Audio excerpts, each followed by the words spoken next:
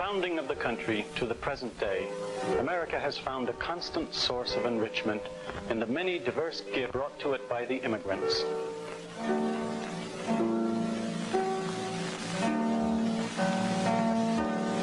KTCA-TV, St. Paul, Minneapolis presents Ireland Rediscovered, a series of 13 programs dealing with the significance of the Irish nation, which has emerged to statehood in our own times. Dr. John McKiernan, head of the Department of English at the College of St. Thomas in St. Paul, and an authority on Ireland, is our host and instructor. The program, The Golden Door, is taken from the poem at the base of the Statue of Liberty. Here again is Professor McKiernan. You may well wonder why we should have a series of programs entitled Ireland Rediscovered. You may feel that enough is known about Ireland, or you may feel that too much is known about Ireland. But it's one of those curious quirks of history, because Ireland, modern Ireland, is a product of something that happened in our time, something possibly that was forecast by that great American seer, that great American poet, Walter Whitman. You may remember one of the poems in which he predicted that the future would see an untold new number of nations emerging. New combinations of nations he spoke of too. At the beginning of the 20th century, Ireland was in a very sad plight. And had her condition continued, no one today would have the slightest interest in Ireland. Something happened.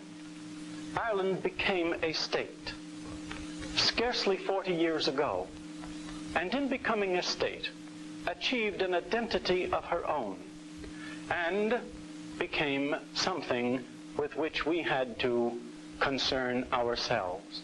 Just as, for instance, we must today think about the African nations, whereas 10 years ago we cared little indeed for Africa.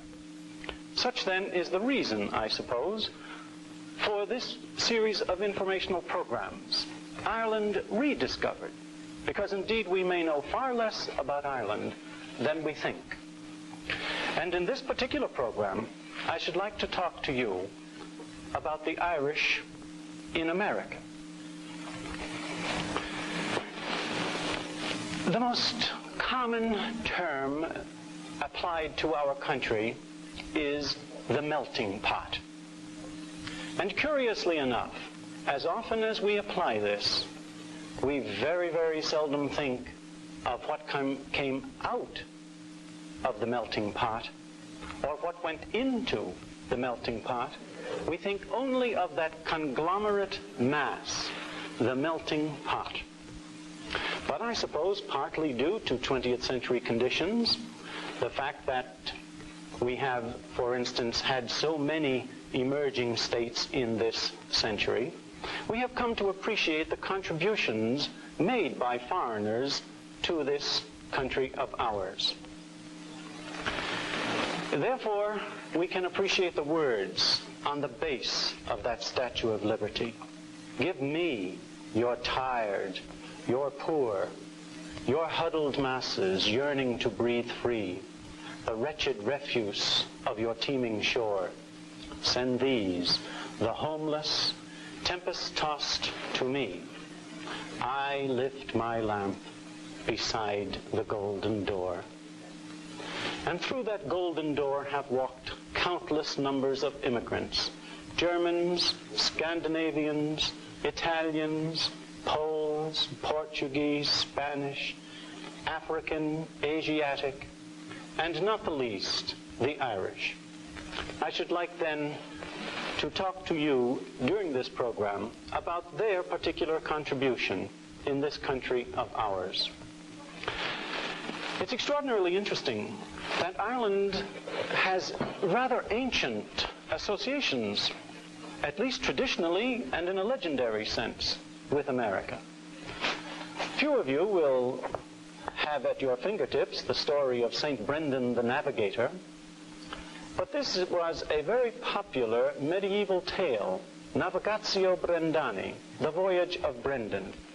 The voyage reputed to have taken place during the 6th century. when St. Brendan sailed westward and touched upon the shores of America. I'm not here today to present this as historical evidence. I might add that in the 19th century, historians were very fond about arguing about the authenticity of this.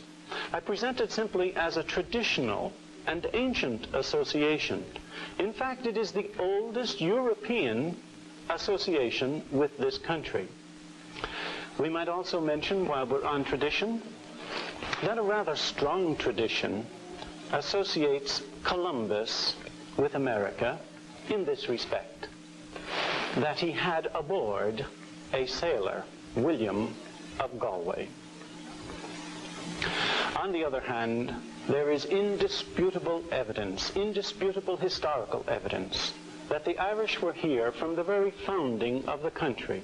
Contemporary documents from the 17th century indicate that the Irish were already in Maryland and Virginia. Colonial documents, for instance,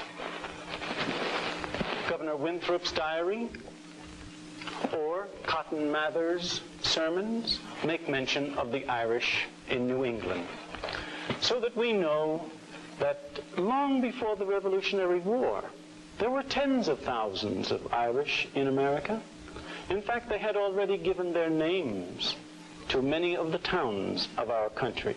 Waterford, Dublin, Cork, Antrim, Sligo, Belfast, Neenah, and many other names which provided for them the reminder of their homes.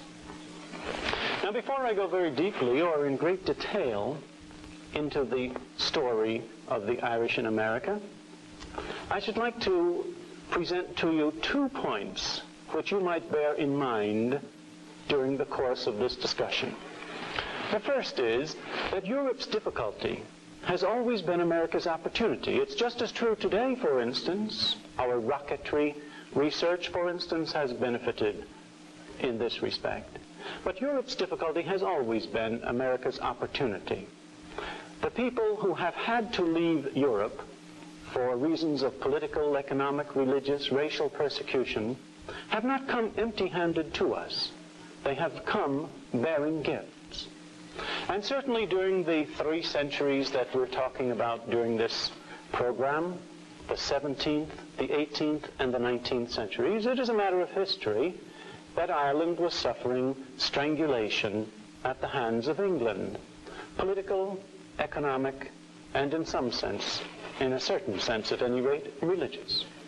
And the Irish who came here then, like other Europeans who came here, brought with them gifts. That is the first point I should like you to remember. The second is that in the history of this Irish immigration, something very decisive happened about 1850. Although the Irish had been coming for 200 years before that, about 1850, their numbers increased so drastically that certain reactions were inevitable.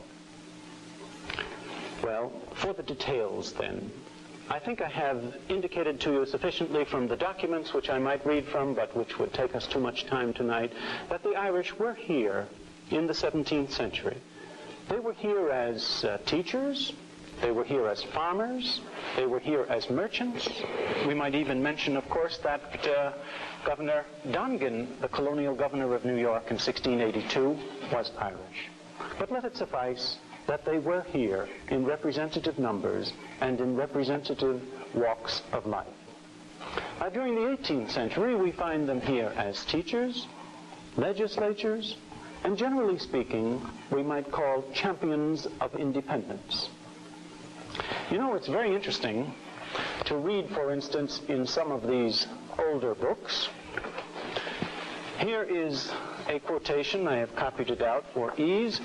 Writing in 1789, a South Carolina historian, David Ramsey, had this to say about the Irish.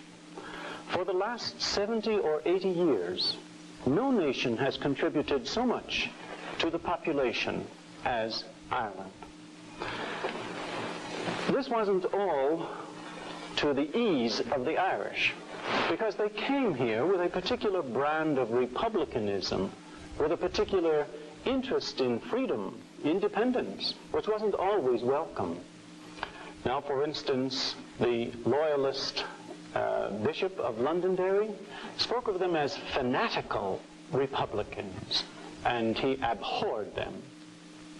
Another man whom we might quote from this period, David Galloway, in testifying at a British parliamentary investigation into the causes of the American Revolution, David Galloway said that half of the army of Washington was Irish, which of course was rather ridiculous, but it does indicate, you see, the fact that the Irish were credited, if you will, with being troublemakers, with wanting freedom, with trying to separate the colony from the mother. And we might remind you of a letter of Horace Walpole, which was written at a time when America was experiencing her darkest days. And in his letter, written June 25th, 1776, Walpole wrote, "All Ireland is America mad." On the other hand, Ireland provided more than soldiers for America. Irish thinking, for instance, went into the very philosophy of freedom. When it comes to the Declaration of Independence, Irish-born and the sons of Irish-born appended their names to that document, as this plaque, which is now to be found on the City Hall of Philadelphia, Pennsylvania, testifies. Names there, for instance, like Colonel James Smith, Edward Rutledge, George Taylor, Matthew Thornton, are the names of Irish-born. Other names on there are the names of sons of Irish-born. Well, when it comes to the Constitution, for instance, you recall the French critic of our early days, Alexis de Tocqueville. And de Tocqueville had something to say about the origins of the Constitution. In his opinion, one man created it, Rutledge. Now here is an example of father and son united in one common enterprise, the freedom of this country, and associating themselves in the most important way with it, and motivated, if you will, by the father's burning desire, his burning interest in justice, his desire to see it in his adopted country. I might, for instance, again take another book. Douglas Campbell here has written, "By the Irish, American independence was first openly advocated, and but for their efforts, seconding those of the New England Puritans, that independence would not have been secured." So we may say that before the end of the 18th century, the Irish had certainly earned their citizenship. Let us, however, look to the arts of peace, not merely those of war. Were the sons of Ireland able to contribute in a peaceful way to the development of this country, or were they merely the dissatisfied rabble who could so easily lend themselves to excitement? Well, I should present to you, for instance, a man who isn't sufficiently appreciated today, Christopher Collis, who, before his arrival here in 1776, had been the director of navigation on the River Shannon. During the American Revolutionary War, he had lent his services to the Continental Army as an instructor in artillery.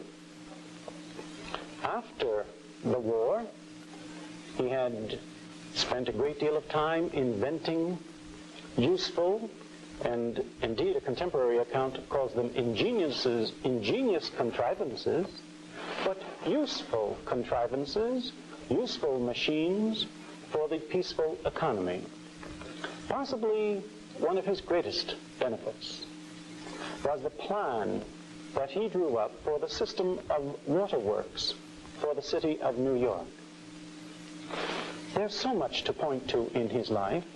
Before his death, he became superintendent of the American Academy of Fine Arts.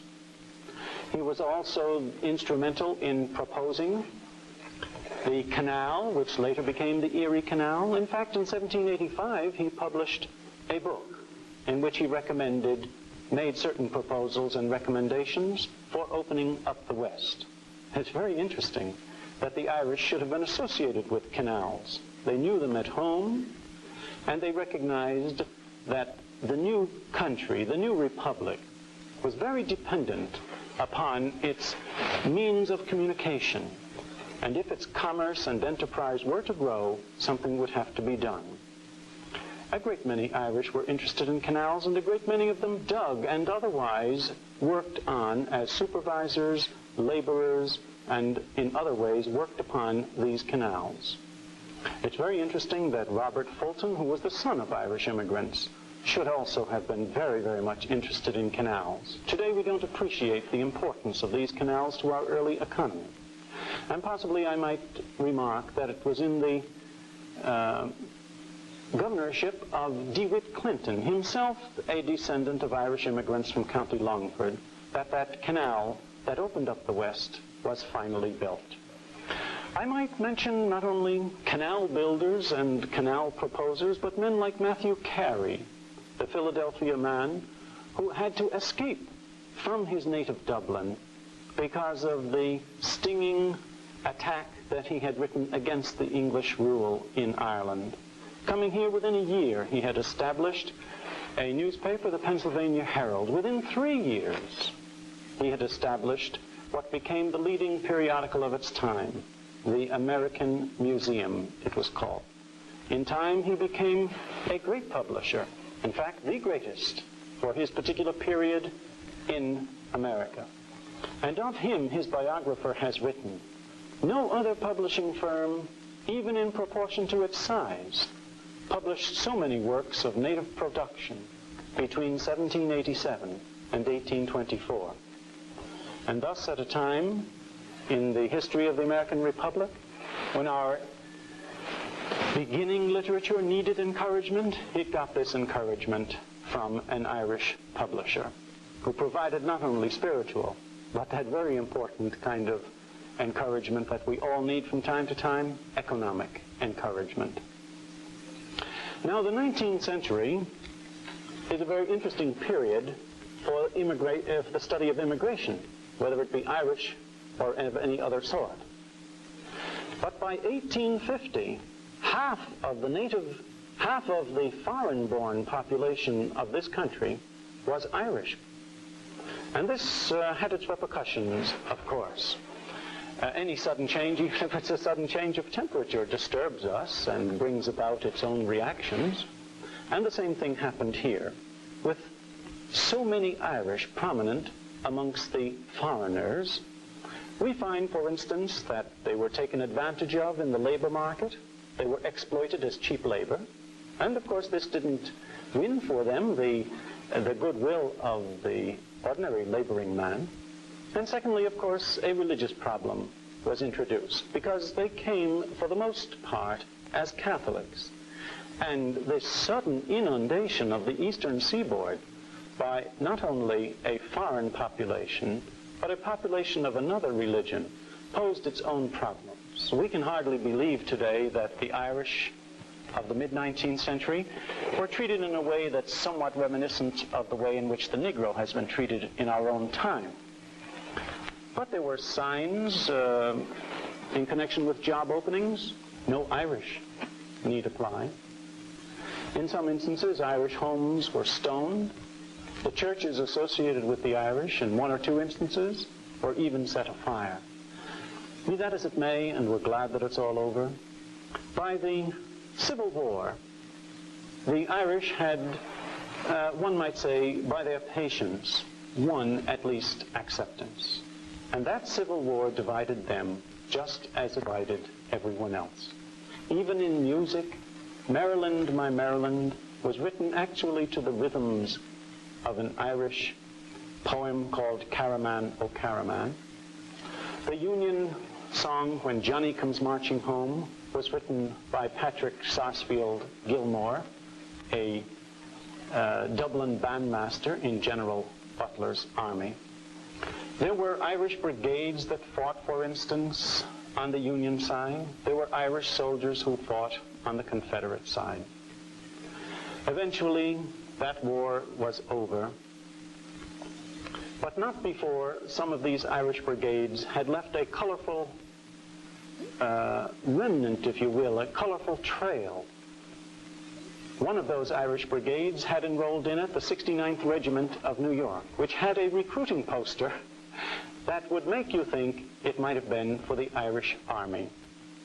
Well, the war, thank God, ended. And as the nation recovered, and as peacetime pursuits became of prime importance to the nation, we might list the Irish-born businessmen and other builders of the nation. Eugene Comiskey, for instance, who became the first publisher of Catholic books in the United States. Michael Cudahy from County Kilkenny, who in the 1870s introduced the refrigeration of meats to our economy. And his name, of course, is well known to you today. Then Alexander Stewart, a great merchant in New York, who started as a peddler of Irish laces. Then we might mention William Grace, who built the Grace lines, the Grace steamship lines, and afterwards became mayor of New York. We might mention James Butler, who came to this city, to this country, penniless, and built here the first great national chain store system. We might mention John Mackay, who founded the Postal Telegraph Cable Company. We might mention Marcus Daly, who was called Mr. Montana because of his promotion of Anaconda copper. We might mention people like Gregg, whom you know as the Gregg shorthand man. We might mention Holland, an inventor who produced the first successful American submarine. We might even go on to mention Irish labor leaders.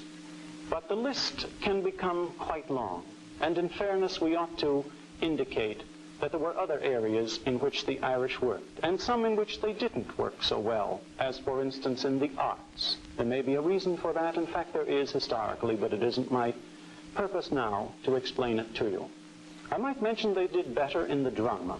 John Brewham, for instance, and an actor and an author of classical parodies. Dion Boucicault, the author of 300 farces, comedies, melodramas, and actually a most important man in the development of the touring company play. We might mention John Drew, the father of the most famous stage family in America, and the grandfather of the Barrymores. Of course, then we might mention another Irish actor father, James O'Neill, whose son, Eugene O'Neill, certainly needs no introduction to you, but of whom, for instance, we might say, in O'Neill's words, it was seeing the Irish players that gave me a glimpse of my opportunity. O'Neill himself never forgot the fact that his father was Irish. We might mention that the Irish, supposedly with a flair for language, produced two of the great figures in modern journalism. We have, for instance, Peter Collier, the immigrant from County Carlow, who built the Weekly and the Encyclopedia, but even more interestingly, who peddled books from door to door in the belief that the mass of people were entitled to an education and could get it by themselves. In the last 30 years of his business, he sold over 60 million books, 6 million copies alone of Dickens. And all this was done on the installment plan. We might mention Samuel McClure, another Irish journalist who founded the first newspaper syndicate. But I should like, possibly out of bias, because I myself am an educator, or at least a teacher, I should like to mention a very interesting man, Thomas Hunter, who had to leave Ireland because he too was a rebel, fleeing from the British rule which he had insulted, as it were. Coming to New York City, he was put on as a trial teacher because, after all, as a foreigner, he couldn't simply be expected to be terribly well prepared. And yet this man, who went from one position of responsibility to another, eventually establishing in New York a normal college for the preparation of teachers, a college which later became the first free college for women, and now known as Hunter College, gave to the development of American education a great deal of his energy and not a few of his enthusiasms. He supported adult education, education for women, tenure rights for teachers, and so on. Now, possibly the aspect of Irish activity in America with which most of you are familiar is the growth and development of the Catholic Church. The Catholic Church grew as the immigrants grew in numbers in this country. And since the Irish were the predominant numbers of immigrants in the earlier half of the 19th century, we expect to find the Irish disproportionately represented amongst the Irish Catholic prelates and hierarchy in general. And this is exactly what happens. In 1836, for instance, 92% of the priests in New York and part of New Jersey were Irish.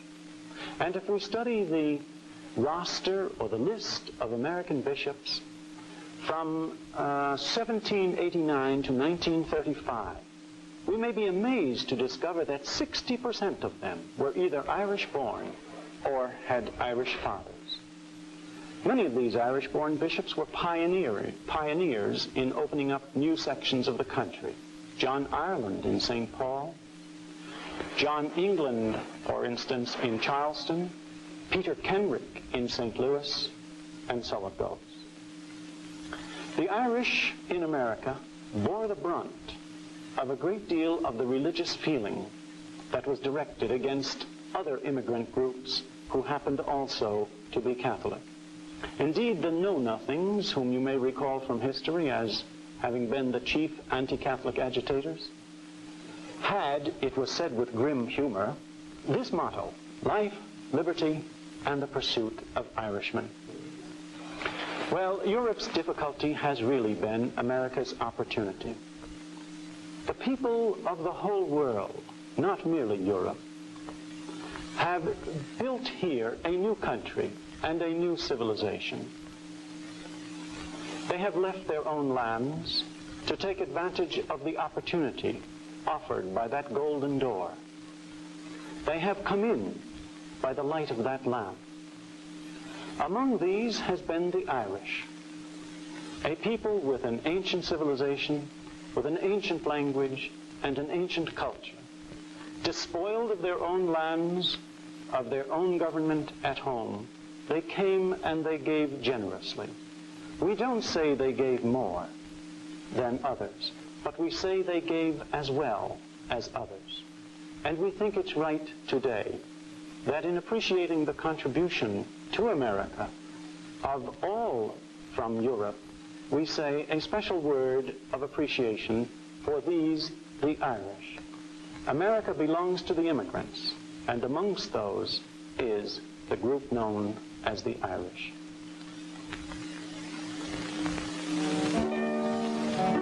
Ireland Rediscovered is produced by KTCA-TV, Twin Cities Area Educational Television Corporation. The next title in this series is The Irish of the Southern Cross. Host and lecturer is Dr. John McKiernan.